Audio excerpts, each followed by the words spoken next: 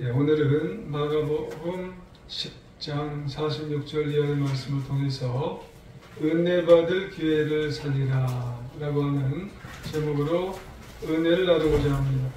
하나님의 은혜가 모두 위에 충만히 임하시길 주의 이름으로 축원합니다. 우리 옆에 분을 보면서 인사를 한번 하시길 원합니다. 은혜 받을 기회를 살립시다. 은혜 받을 기회를 살립시다. 잘하셨어요. 여러분, 세상에서 슬픈 말이 있다면 어떤 말이 있을까요? 어찌 보면은 가장 슬픈 말 중에 하나들이 될 수가 있지 않을까 그렇게 생각이 들어요. 무엇을 하려고 했는데, 무엇을 할 수 있었는데, 또 무엇을 해야 했는데 라고 하는 그런 말이에요. 이 세 가지 말의 공통점은 바로 후회입니다. 그러려고 했는데 못했고, 그럴 수 있었는데 또 못했고, 그래야 했는데 역시 못했다 라고 하는 그런 말이에요. 되돌아 놓고 봤는데 그 기회가 참 좋은 기회였어요. 근데 할까 말까 하다가 역시 되돌아보니까 그 기회를 놓치고 말았어요. 후회한 거죠. 그러면 우리는 과연 어떤가 라고 하는 그런 모습을 우리는 어떻게 했었는가 라고 하는 거예요.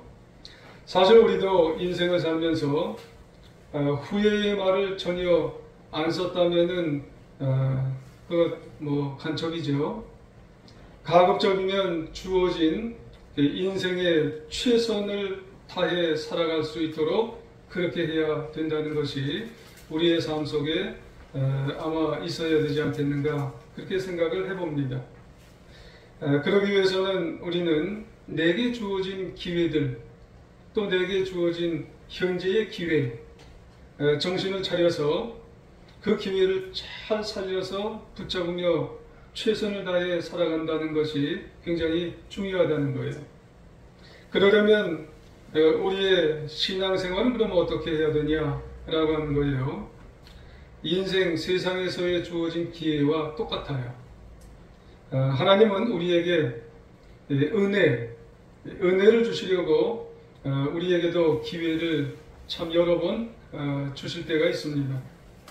하나님은 어떤 사람에게 그 기회를 주실 때 잘 살려서 복된 인생을 살아가게 하시는가 하면은, 또 반면에 어떤 사람은 그 은혜의 기회를 번번이 놓쳐서 신앙의 실패의 인생을 살아갈 때가 참 많을 때가 있습니다.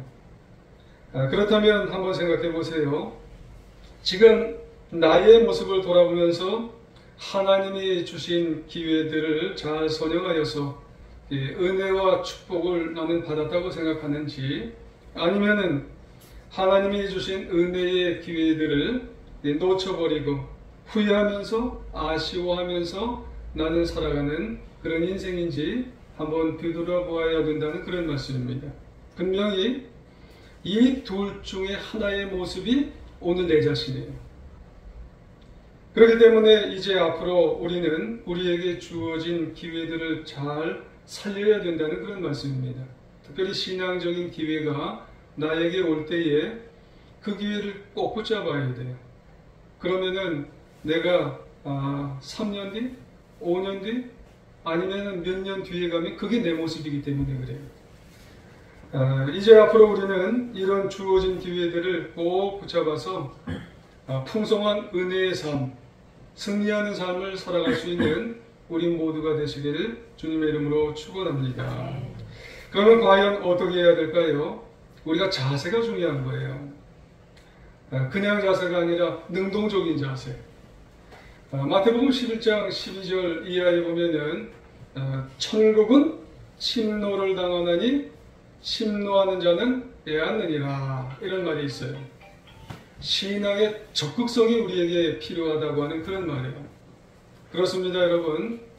우리는 흔히 기회는 나에게 온다, 기회는 주어진다 이렇게 이야기하는 분들이 있어요. 틀린 말은 아니에요. 그럼에도 다른 한편으로 보면은 기회는 내가 붙잡는 거예요. 내가 어찌 보면 성경 표현으로 보면 기회는 빼앗는 거라고 표현하면 너무 과격한가요? 기회는 붙잡아야 돼요. 능동적인 자세가 우리에게 필요한 줄 믿습니다. 본문에 보면은 그런 사실을 잘 나타내주는 사람이 한 분 나와요. 바디메오가 나오죠. 그것도 맹인 바디메오가 나오게 돼요. 은혜의 기회를 잘 살렸어요. 붙잡았어요. 이 바디메오는 맹인이라고 그랬어요. 그것도 거지예요. 그러니 얼마나 소망이 없겠어요. 하루하루 죽지 못해 살아가는 그런 사람이 맹인, 거지, 바디메오의 인생인 것을 알 수 있어요. 그런데 그에게 특별한 기회가 주어졌는데 그 기회를 놓치지 않고 붙잡았어요. 아주 큰 은혜를 붙잡았어요. 그래서 이 기회를 통해서 맹인이 눈을 떴어요. 그리고 영생의 구원을 누리게 되었는 줄 우리는 알게 되는 것입니다. 좀 더 자세한 그런 내용들을 우리가 살펴보면 때는 6월절이에요. 6월절 절기가 이제 가깝게 다가오는 시기가 되는 거죠. 수많은 사람들이 예루살렘으로 몰려오는 거죠. 그 가운데 누가 계시냐면 예수님도 함께 계시는 거예요. 그런데 예수님께서 제자들과 함께 이제 예루살렘으로 올라가는 어귀에 여리고라고 있어요. 여리고를 지나시는데 맹인 바디메오가 길가에서 구걸을 하고 앉아있네요. 어쩌다 보면 바디메오도 명절 대목을 이제 노리고 있는 거나 다름이 없어요. 왜냐하면은 이 유대인들은 3대 절기가 있어요. 그 가운데 최고 절기가 뭐냐면은 6월절이에요. 그래서 이제 길가에 나와서 구걸을 하고 앉아있게 되는데 맹인에게는 아주 큰 특징이 있어요. 눈은 못 보지만은 아주 그렇죠. 잘하셨어요. 특징이라기보다는 장점이에요. 청각이 발달된 거예요. 소리를 아주 잘 들어요. 그래서 이 가까이 있는 사람뿐만 아니라 멀리 있는 사람들이 무슨 소리를 하는지 청각이 굉장히 발달된 거예요. 그날도 많은 사람들이 웅성웅성 하는 소리가 들리는데 바로 그때 예수님이 지나가신다라고 하는 소리가 들려오는 거예요. 이 바디메오의 귀가 작동을 하는 거예요.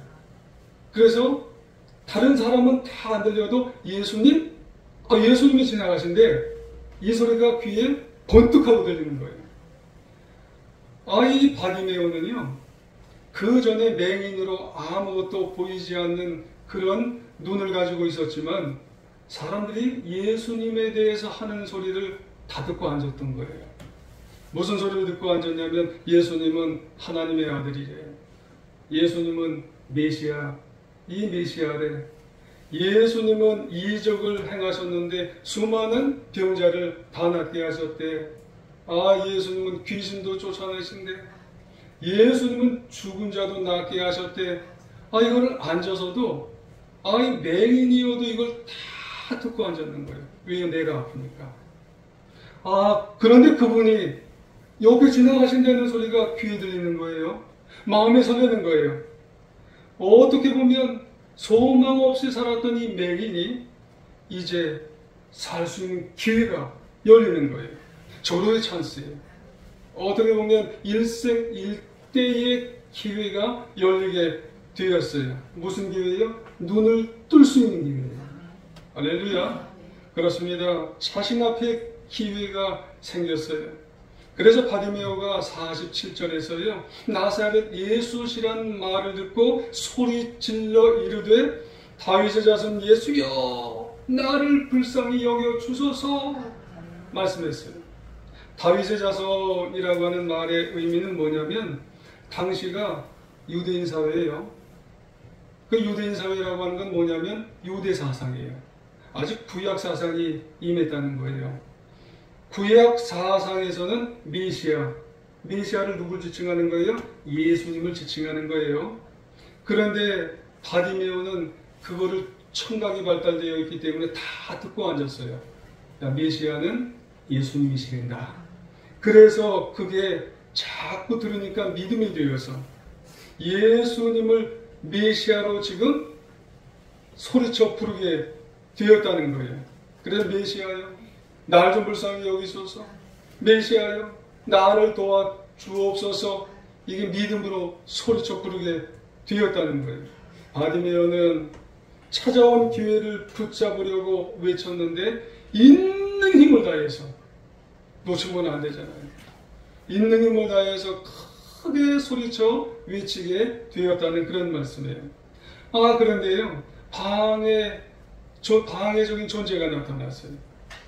이 바디메오가 예수님을 만났는데 방해꾼들이 누구냐면 주위에 있는 제자들하고 사람들이요, 이 바디메오를 꾸짖어서 잠잠하라고 그러는 거예요. 왜 그랬을까요? 당시에 눈을 못 보는 이 맹인들은요, 왜 맹인이 됐다고 생각하냐면은 하나님의 저주를 받아서 맹인이 됐다고 생각하기 때문에 사람들은 맹인이 소리치니까는 뭐라고 한마디씩 다 하냐면 저 재수없는 놈, 하나님의 저주받은 놈, 이렇게 한마디씩 다 얘기하는 거예요. 그게 문제가 되는 거죠. 근데 이런 말을 듣고 주눅을 들 수가 있음에도 불구하고 바디메오는 예수님을 지금 만나는 이 일대에 한 번밖에 없을 수 있는 이 기회에 포기할까요? 포기하지 않아요. 이 은혜의 기회를 절대 포기하지를 않는다고 하는 그런 말씀이에요. 그러니까 48절에 많은 사람들이 꾸짖어 잠잠하라 하되 이 바디메오가 더욱 크게 소리질러 이르되 다윗의 자손 예수여 나를 불쌍히 여기소서. 더 크게 소리 지르는 거예요. 이 기회가 놓치면 안 되는 거예요. 오늘 제목처럼 은혜 받을 기회를 놓치면 이거 끝나는 거예요. 다시 못 올 수가 있는 기회일 수도 있어요. 그러니까 더 크게 소리 질러서 그 기회를 잡으려고 하는 거예요. 여러분 여기 보니까 꾸짖어, 그리고 그 이후에 소리 질러, 이 말을 헬라어 원어에서 보니까는요 다 미완료로 써있대요. 미완료는 끝나지 않는 말이래요. 반복하고 또 반복하고 또 반복하는 말이래요. 그러니까 사람들은요 꾸짖어서 야 이 잠잠해라, 이 저주받은 놈아, 이 나쁜 놈아 왜 예수께 오느냐, 이런 말을 계속해서 해야 되는 거예요. 한 번만 방해꾼이 온 게 아니에요. 수도 없이 계속 바디메오를 못 오게 했다는 말이에요. 그럼에도 바디메오는 강한 의지를 가지고 소리를 쳐서 자신에게 온 이 기회를 붙잡았다는 거예요. 결국 그래서 바디메오는 이 예수님께 갔을 때 예수님이 누구를 부르세요? 바디메오를 찾는 거예요. 할렐루야. 그래서 49절 50절을 같이 한번 읽어보겠습니다. 시작. 예수께서 머물러 서서 그를 부르라 하시니 그들이 그 맹인을 부르며 이르되 안심하고 일어나, 그가 너를 부르신 다음에 맹인이 겉옷을 내버리고 뛰어 일어나 예수께 나아오거늘. 아멘. 그래요. 은혜의 기회를 놓치지 않고 예수님께 계속 가면서 예수여 나를 도와주셔서 하니까 결국은 누가 봤어요? 예수님이 보신 거예요. 그러면서 예수님이 이 맹인을 이제 안심하고 일어나라고 그러는 거예요. 나에게 오라. 그러니까 50절에 맹인이 뭐라 그래요? 겉옷을 내버리고 뛰어 일어나서 예수님께 뛰어갔다고 하는 그런 말씀이에요. 여러분 어떻게 되었을까요? 이 바디메오가 겉옷을 내버렸대요. 여러분 이건 놀라운 일입니다. 여러분 이 유대 지방, 중동 지방에서요, 겉옷은 가난한 사람들에게 있어서는 재산 목록 1호라는 거 아시죠? 여러분 밤에 있는 이 겉옷이요 이불이에요. 이불. 이 중동 지방에서는 기온이 뚝 떨어진대요. 그러니까 이 이불 덮고 자야지 입을 안 덮고 자면은 동사에서 죽을 수 있어요. 근데 예수님이 부르시니까 이걸 던져버리고 간 거예요. 왜 그래요? 기회를 안 놓치려고. 은혜를 안 놓치려고. 그리고 또 흥미로운 게 있어요. 50절 중반절에 보면은 뛰어 일어났대요. 여러분 영어로 보니까 뛰어 일어났다는 게 뭔 줄 아세요? 스프링 업. 용수철처럼 퍽 튀어가지고 예수님께 뛰어갔다는 말이에요. 여러분 지금 바디메오가 여러분 맹인이잖아요. 여러분 저나 여러분은 맹인이 아니기 때문에 용수철처럼 퍽 튀어서 예수님에게 막 뛰어갈 수 있어요. 근데 맹인은 앞에 뭐 돌이 있는지 뭐 강대상이 있는지 뭐가 있는지 몰라요. 퍽 튀어서 뛰어가다가 이런 무릎에 뭐 어떻게 떼질지 모르는 거예요. 근데 예수님이 오라고 하니까 너무 기뻐가지고 여러분 기회를 놓치지 않기 위해서 여러분 기회 놓치지 않기 위해서 이렇게 이 맹인 바디오는 예수님을 붙잡으려고 이런 모습을 취했다고 하는 사실이 우리에게 여러 하나의 교훈이 되어야 한다는 그런 말씀이에요.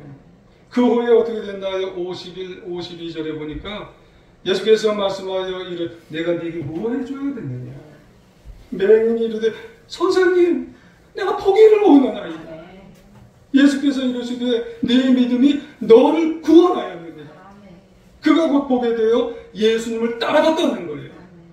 그 외에 구체적인 내용은 나오진 않지만 아마 이 맹인 바디오는 이렇게 살았을 거예요. 내가 말이야 예수님을 만났더니 눈도 나고 말이야 영혼도 구원받고 그리고 말이야 이 놀라운 일들을 이렇게 증거하며 살았단 말이야. 그래 너도 예수님을 믿어야 돼. 할렐루야. 나만 믿지 말고 너도 예수님을 믿어야 돼. 여러분 은혜가 찾아오면 꼭 붙잡고 너도 절대로 놓치지 말아야 돼. 아마 이렇게 살았을 거예요. 할렐루야.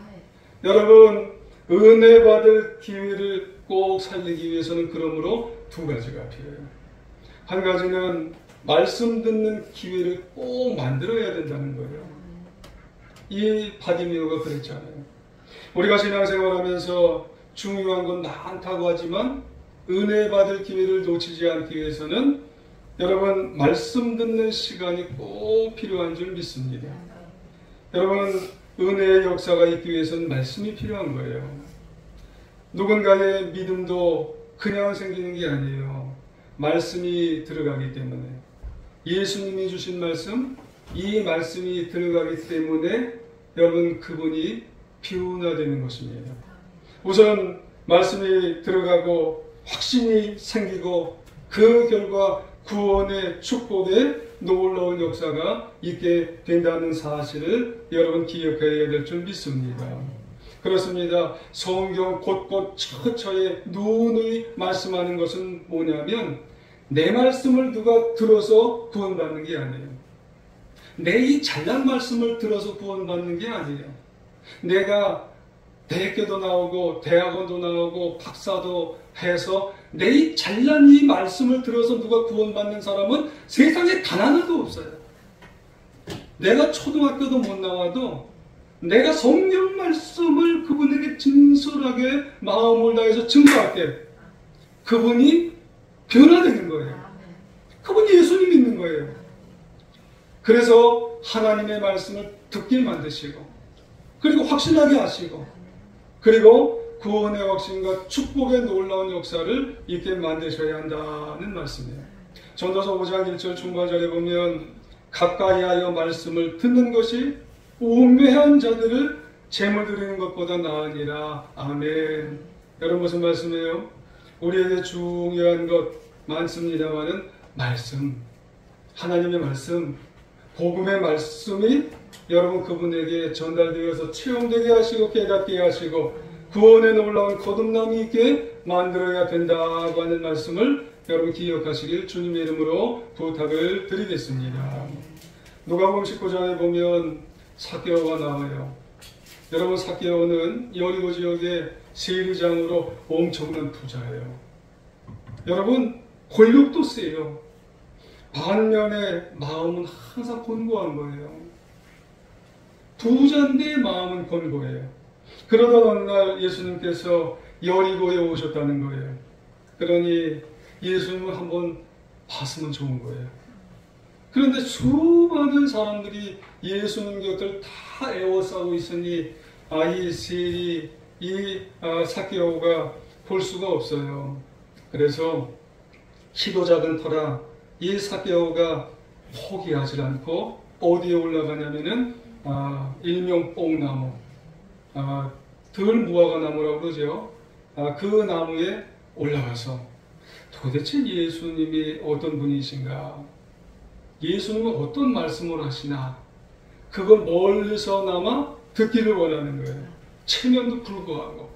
그래서 교회에서 예수님의 말씀을 바람결 따라 들려오는 그 소리를 열심히, 정말 열심히, 정말 꿀같이 정말 듣고 앉았는데, 듣다가 예수님의 눈과 정확히 맞았어요. 그랬을 때 예수님이 삭개오야 내려오라고. 그러니까 예수님은 불이 나게 기쁜 마음을 해서 내려와서 그날 예수님께서 내가 네 집에 오늘 가서 요하겠다고. 예수님께서 오시겠다니 삭개오는 얼마나 좋아요. 예수님의 말씀을 이제 멀리서도 듣지 않고 집 안에서 들을 수 있으니 얼마나 이게 마음이 좋겠느냐는 그런 말씀이에요. 말씀 듣다가 결국은 거듭나고 구원받고 그리고 자신에게 있는 모든 것들을 나누어주는 그런 하나님의 사람으로 변화가 되었다는 그런 말씀이에요. 뭐 듣다가요? 말씀. 예수님의 말씀이에요. 저는 개인적으로 1986년 7월을 잊을 수가 없어요. 아마 8월달인 것 같아요. 고등학교 2학년 여름방학 때죠. 강화도 만이산에 올라가면 중톡이에요. 기도원이 있어요. 강화동 지방에서 주관하는 부흥회가 열리는데 그때는 월요일날 시작을, 아마 주일날인가요? 시작을 하면 아마 4박 5일을 부흥회를 합니다. 지금 하면 왜 그렇게 오래 하냐고 아마 그렇게 말씀을 하실는지 모르지만 그 당시는 그렇게 오래 합니다. 많은 교회들이 모여서 부흥회를 하는데 전 그때 예수님을 영접을 한 것 같아요.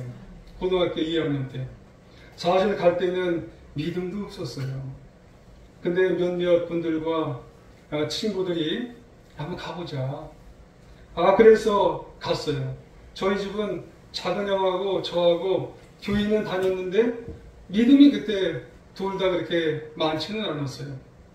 그런데 그 강화도는 화도라고 하는 곳이 있었어요. 근데 거기서 집이까지 차 타고 오기가 어려워요. 끝나면은 밤 12시가 넘어서요. 차도 다 끊겨요.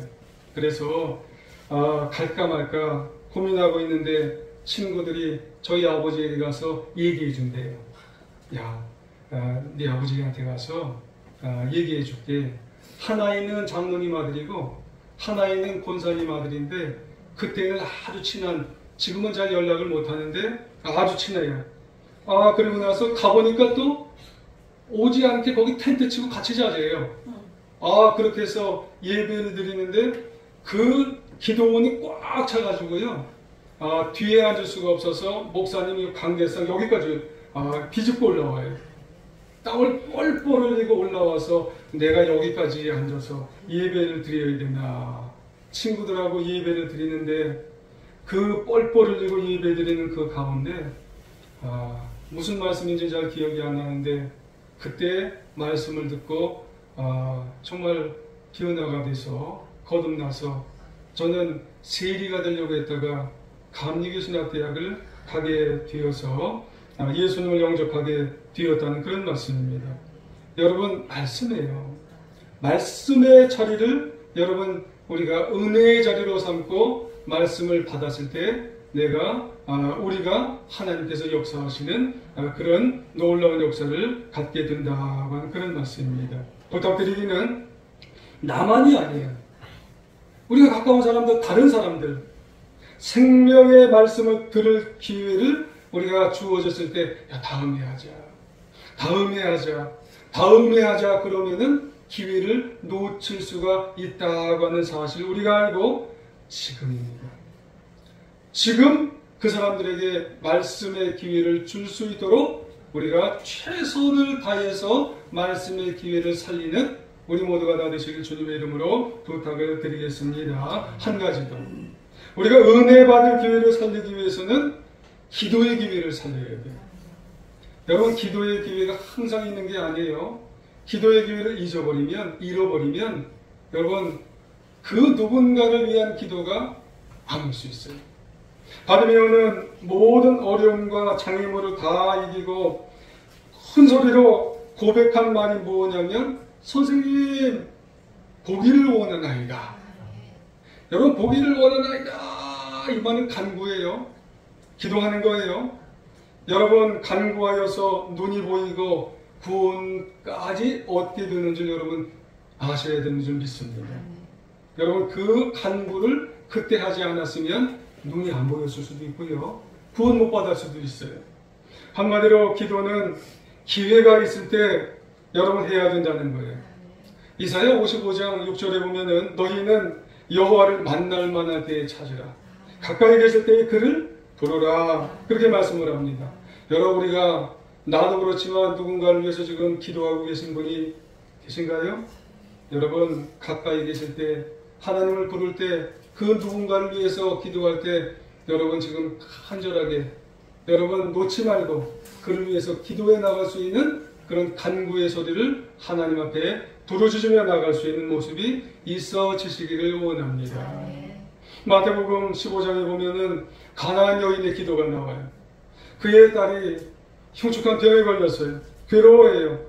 예수님이 오신다는 소리를 들었어요. 듣고 쫓아가서 예수님이 좀 낫게 해주시겠지 그랬어요. 근데 예수님은 일부러 이상하게 그 여인을 바라도 안 보는 거예요. 들은 척도 안 해요. 그러면서 그 여인을 뭐 취급했어요? 개 취급하는 거예요. 그리고 나중에는 경멸하면서 상대도 해주지 않는 거예요. 그러면서 나는 이스라엘에 내 자녀만 떡 준다?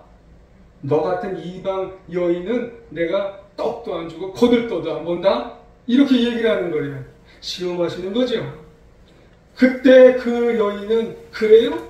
나는 당신 같은 사람에게 뭐 간구도 안 하고 간청도 안 하고 난 안 할 거예요. 그러지 않았어요. 그 수로보니게 여인은요, 포기하지 않고 뭐라고 얘기하냐면 개들에게 주는 것도 자녀에게 주는 그 부스러기라도 먹고 사나이다. 여러분, 간절하게 은혜 달라고 간청하고 그래서 자녀가 그 병에서 낫게 되는 줄 여러분 기억하시기를 원합니다. 기도 여러분 하게 될 때 당장 아니어도 여러분 그 기도를 할 때 누군가를, 내가 아는 가까운 누군가를, 여러분 누군가를 위해서 기도할 때, 그 영혼을 위해서 기도할 때 내가 금방 아니어도 끝까지 포기하지 않고 기도하면 하나님은 생명의 구원의 역사가 있게 되는 줄 여러분 기억하시고 그 기도에 놀라운 힘을 믿고 나가는 우리 모두가 되어야 할 줄 믿습니다. 우리나라 초대교회 때 김세지라고 하는 여자분이 계세요. 이분은 남편이 정말 탐난 남편이 그냥 밖에 나가서 세월 타령만 하는 탕자예요. 세워라, 내워라, 한 잔 부어라, 먹어라, 마셔라, 이런 분이에요 그냥. 그러던 어느 날 어떤 분이 전도하면서 이 김세지라고 하는 여자분에게 뭐라고 했냐면, 예수님을 잘 믿으면 남편의 잘못도 고칠 수 있다는 그런 말을 듣고요, 그래서 교회를 나가기 시작했어요. 근데 그 소리를 남편이 들었네요. 그리고 이 아내가 교회 나가는 거를 탐탐치 않게 생각하면서 남편이 뭐라고 얘기하냐면, 그 아내를 방에다 놓고 아유 우리 집은 망하게 생겼네.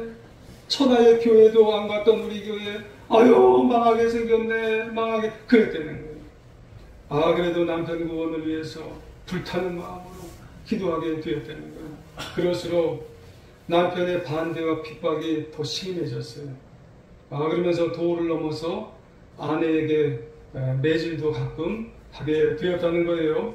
그때 부인이 생각을 했어요. 내가 매질까지 당하면서 내가 남편을 위해서 기도하고 교회 나가야 되나? 내가 이러다가 죽는 거 아니야? 이러다가 기도를 그만두려고 생각을 하게 되었답니다. 그러다가 생각해 보는데 여기까지 기도하고 여기까지 교회 온 게 좀 아깝더래요. 기도해야 돼요.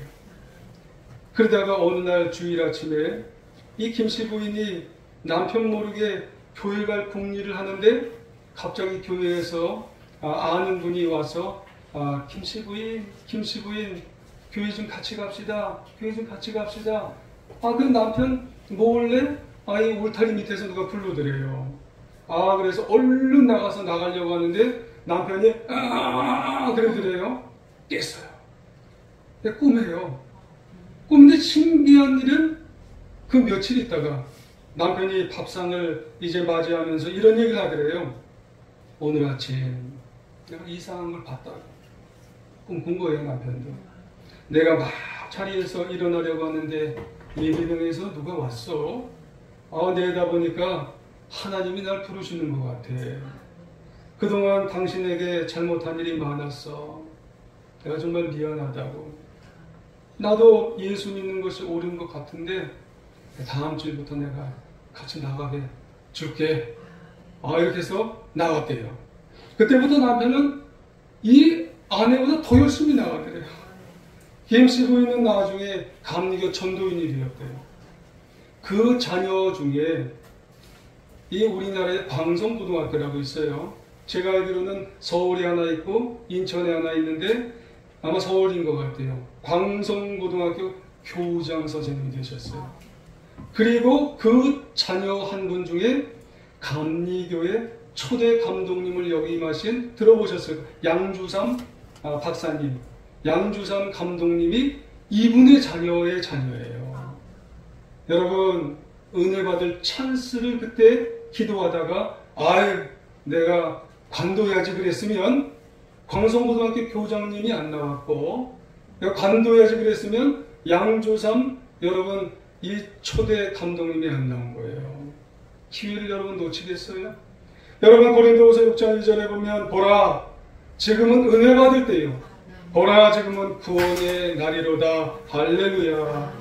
여러분 우리에게 주어진 주변의 누군가에게 은혜 받을 기회가 찾아왔다고 여러분 생각을 하면 최선을 다해서 말씀의 기회, 여러분 기도의 기회를 누가 하셔야 되냐면 내가 하셔야 되는 줄 여러분 기억하시기를 원합니다. 다음 주일은 교회 설립 여러분 우리가 14주년입니다. 단 한 사람이라도 좋습니다. 우리 교회 여기 앉아있는 분들 중에 단 한 사람이라도 여러분 누군가 이 자리에 오셔서 말씀의 기회를 통해 말씀 들으시면 좋은 것이고 기도의 기회를 통해서 기도 같이 하는 그 시간을 우리가 같이 하면 좋은 줄 믿습니다. 단 한 사람이라도 주님 만나면 얼마나 좋게 되는 줄 여러분 기억하시길 원합니다. 그 한 가정을 통해서 어느 고등학교 교장 선생님이 나올 줄 누가 알아요? 여러분 감독님이 나올 줄 누가 알아요? 남은 시간 은혜 받을 기회를 놓치지 않고 승리하는 시간을 사는 우리 제 예수와 함께 우리 예배드리는 모든 자녀들 주님의 대장을 다 되시길 다시 한번 간절히 주의 이름으로 축원합니다. 여러분 기도 한번 하겠습니다. 하나님